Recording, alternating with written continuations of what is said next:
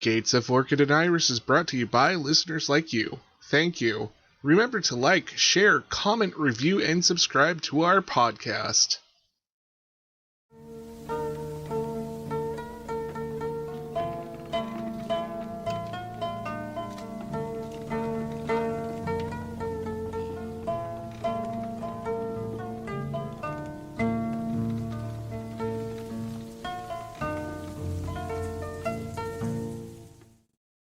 Talking about situations like that, sex and all that, lines and veils.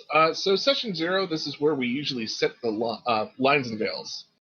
This is a tool for all of us, including the GM and the players, to set boundaries of what we want to roleplay, or what we don't, what can happen in the background, and what absolutely we won't stand for. And let's first start with lines. And for me, like, things I will stop the game and be like, no, this is not cool. Rape.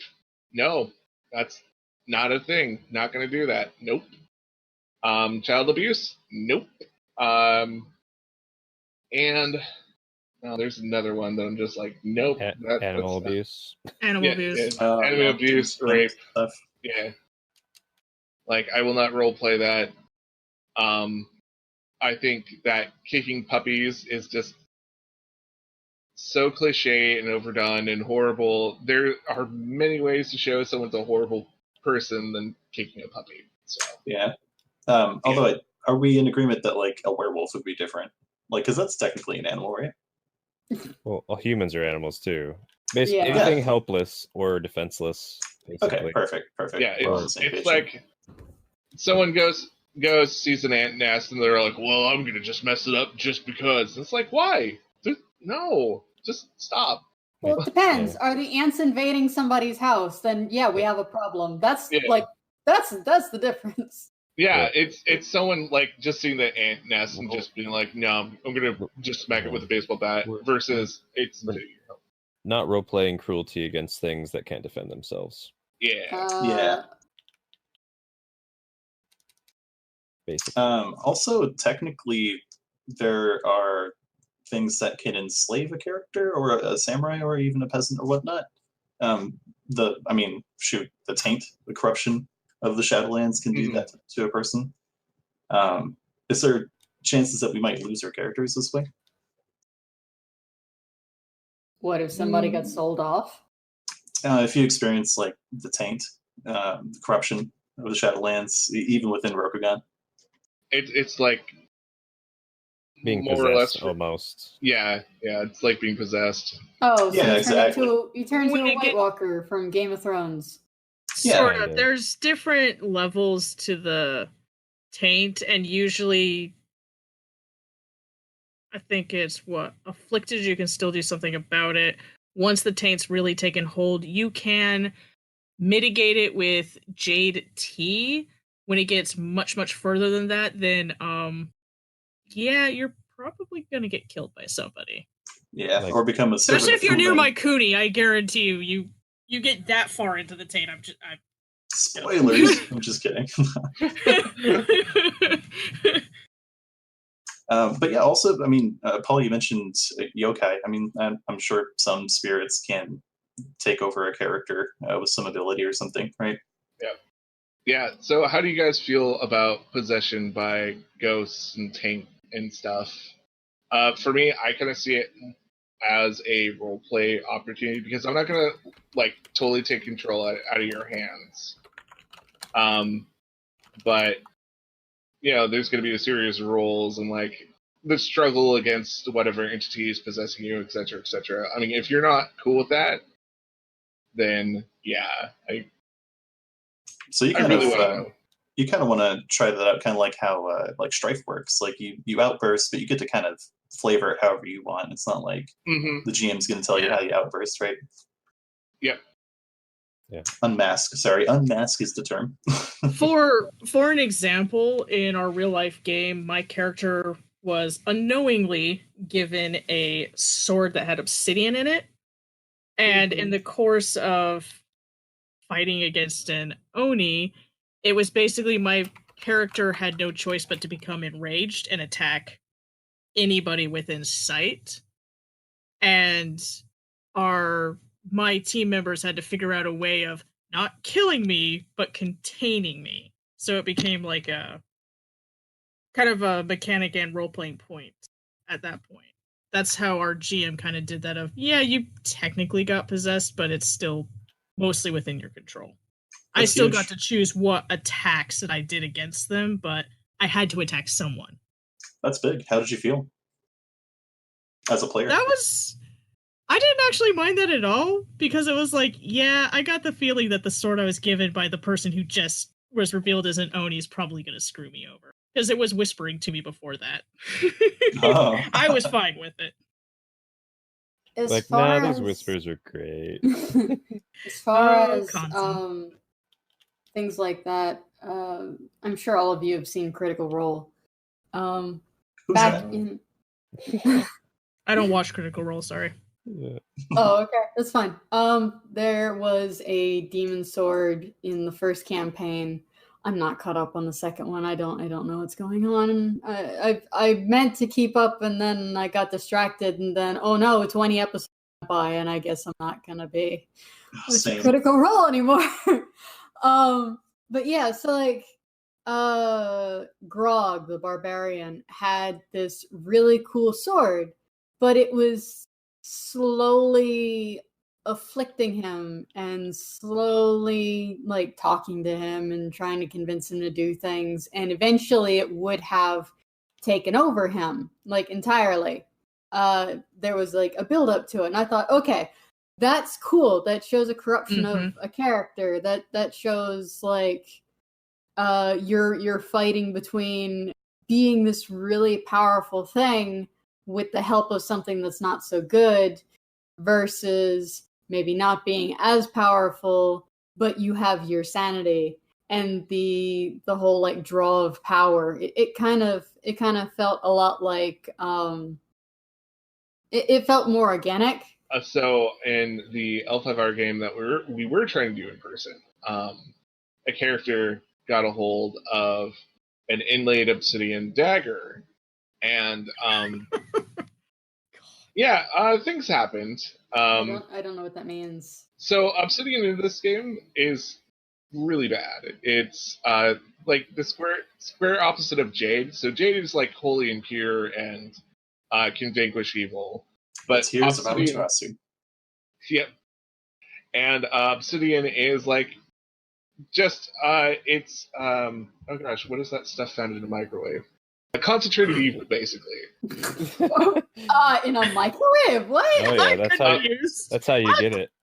That's how you make it. What? Sorry, I'm making obscure movie references to help my brain. What is that from? It's Time Bandits. Yeah. That.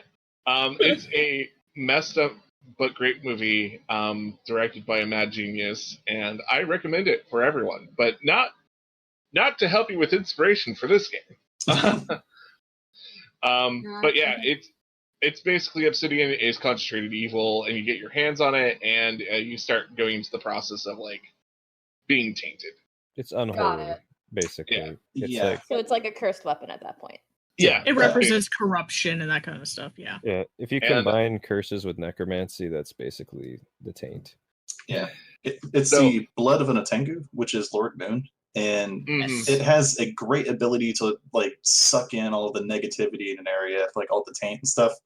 So I mean, technically, I guess it's possible you can find one that's not been tainted, maybe, but most likely, that would be like an artifact, I think. Yeah. You probably have to like purify it somehow. Yes. Ooh, good luck. That would be a quest. That would be a quest. And there's a character that did it. So this was like early on in the game, and like when his character went to sleep, I had him like do a roll just to see how messed up his dreams would be, and etc. So like I was planning on a slow build, long game type thing, where if A, the other characters didn't discover it, or B, if his character kind of went like nutso, it would become a whole thing. But unfortunately, we only played 3 games, so yeah, and we ended right where my Cooney discovered it, so that's fun. Yeah. So, anyways, that's how I like to do things. I like to keep it dramatic, keep it like kind of a constant background thing, and not take away any player choice or player whatever that word is. Agency. Hey, Yes, agency. So my brain just went all the way back to the 90s when the Olsen and Olsen Detective Agency. Yeah. Some of us go, yeah, and some of us are like, My parents may or may not still have the VHSs of all of them. Oh, wow. Let's talk about not ruining a good thing and applying veils. Yes. So, veils are basically soft borders, not as harsh as lines, but they are things that, it's okay, it's cool to have in the game. It's just something that we want to put behind a curtain and leave it there and not roleplay it much. I know they're not playing, but someone brought up while I was questioning them, they didn't like that idea of seppuku being out in the open and fully described, and I'm cool with that. It's a thing, it's a cultural thing, it's a mechanical thing in this game, but fully going through the motions of describing all of it, not really my thing. To Shigaruri Death Frenzy right there, if you guys have seen that anime.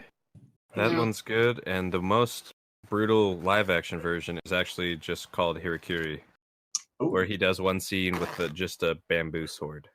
Oh, wow. Yeah, that's harsh. That was crazy. It was a good movie, but heartbreaking. Yeah. I think in that respect... Oh, I'm sorry.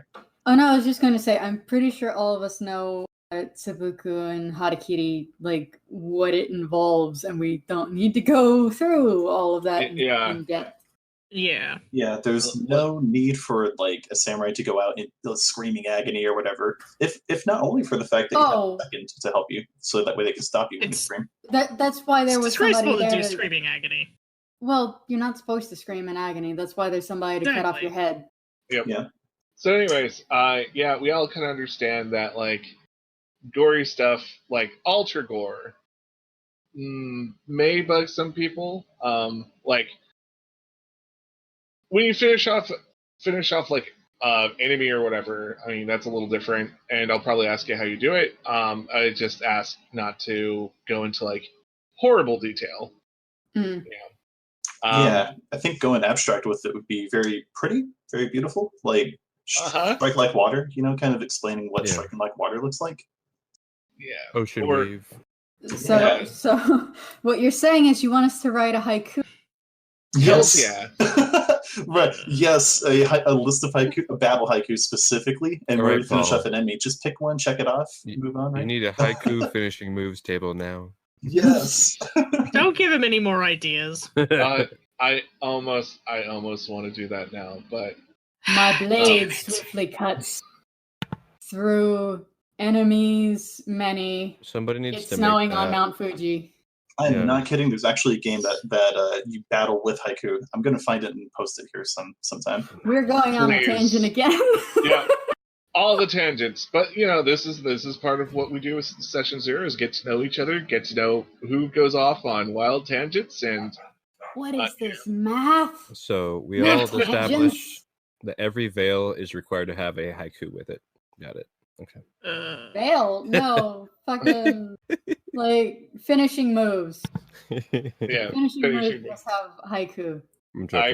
I almost most feels have a haiku to it because I'm not gonna role play through sex because I'm not comfortable with any of you. There's only one person that I'm comfortable with doing that. The truth comes out. Not comfortable with us and yet DMing us. Yeah, I don't want you to do romance with each other, but me, however. It's all about me though. Everybody wants to date the GM. The GM is the protagonist. Everyone knows Yep. this. Yeah, that's why I play all the rest of the characters, so I can have my story. Mhm. No, yeah, like overt sex scenes, like I don't want to deal with. That's Like, that's perfectly yeah. fair. I'm not into it. Same. Not with you, Paul. Sorry.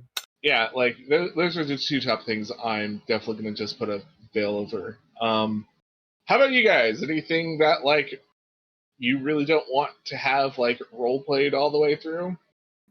Child murder, because like, do you remember the opening to Pirates of the Caribbean 3? I think it was.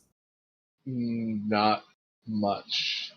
There's like the pirate song, and then there's people that are out to hang. One of them's a little kid. Oh That yeah, messed yeah, me yeah. up for days. Like, Okay. I'm not even joking. That messed me up for days. Well, I think that kind of goes under the line of child abuse. You know, maybe. Yeah. Yeah, Most definitely. yeah, I Well, don't like they that on said- screen either. It's like the small child has stolen bread because it's like the kid is starving. Like, that's different than child abuse. That's like Okay. you're punishing them as an adult. Yeah. Yeah, I agree. Like that not being on stream would be good. Anything else, guys? Like I know it kind of is also under the umbrella of the ritualized suicide we were talking about, but self-harm probably is going to be a veil for me. okay, cool. Yeah, I mean that goes. Yeah. It's self-torture, right? It's still within that torture Yeah. veil. Yeah, the whole interrogating somebody, if we get to the point of needing to use physical violence, just kind of get abstract with it. Like, skip a scene, you come back, and he's got bruised eyes. Okay, cool. We get it. We know Yep. what happened. End with a haiku and then come back. Got it. Yeah, there you go. Oh, you're going to need so many haiku. Give it. Yeah. I mean, I guess Uh, one thing. I can tolerate it, but I don't like it. It falls under the whole rape category. Just even sexual coercion, it pisses me off. Yeah, no. Yeah. I will have to like act if somebody is like catcalling and Yeah, that sort of thing. like- That's not cool. In a certain comfortable context, I can tolerate it. Playing with strangers, I'll probably just get really mad. Not that I'd lash out, but I'd be sitting there seething. Like, I Oh, don't- Shannon. To be honest, I don't think any of us as players would do that. It's more, Yeah. Paul, don't make the NPCs do this. Or Well, if you do, prepare for them to get destroyed by a Yeah, whole they're group of gonna get players. whooped. Yeah, so far, it doesn't sound like anybody wants to play the sexy trademark character. But No. one thing that is kind of commonplace with feudal systems, and I guess even either European or with any other setting like this one is, having adultering relationships where you're not exactly in an open relationship with your partner, but still, though, I mean, a lot of people have their on the side, mhm. You mean either a concubine or a mistress? whatever Yeah. it may be, whatever flavor suits you. I'm fine with whatever kind of sex acts people want to do. I just don't like when people try and force others to do things they don't want to do and involve sex. If that makes Yeah. sense. Oh yeah, definitely. Just whole life, it's just been one of those things that makes me really mad. Yes. Noted. And yeah. But yeah, Um, you already know that. Yeah, I already know that. I But think not everybody else does. Yeah. I think it goes without saying for this group, like the whole trope of bury your gays. This is not, have like shit happen to gay people and Yeah. whatnot, just specifically because they're gay. Like, Yeah. I think at worst, the in real life cultures it draws upon has a fetishization of such things, but it's a little weird. It's different. It's a little well, different. in modern day, it's pretty taboo, but like way back in the day, like gay male relationships were pretty common, at least as far as like Japan and samurai, it was commonplace, at least enough that it wasn't a big deal. But then certain things happened and not so much anymore. Not gonna name any names, but whenever the Catholic Church stuff started coming over, I guess. Thing about the church. So that will bring up another veil. It's not like I personally am an atheist. Mm-hmm. However, I do not begrudge anyone their religion. However, when people first forced their way into an isolationist society that wanted nothing to do with them, they kind of maybe sort of tortured the people who converted to Christianity.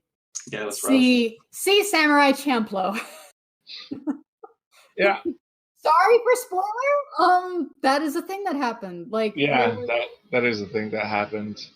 Yeah, and that's I think the only close thing to something like that is a perfect land sect that's in the new fiction for L5R. But outside of that, there's like kind of a Still think they're just Taoist, cola. Buddhist kind of philosophies, and of course Bushido. Yeah, I mean, and ancestor worship. Yeah, how I was gonna go about the world is they're open to things. They're not gonna go out right and torture like people because somebody has a slightly different idea. They'll go after the people who are like, yeah, we're evil people with blood magic, blah. So yeah, organized blasphemy, as it's called. Yeah, there's a fine line, especially in the rules of like, this is good stuff, this is bad stuff, and yeah, I kind of like that black and white because in my reality there are too many grays, and yeah.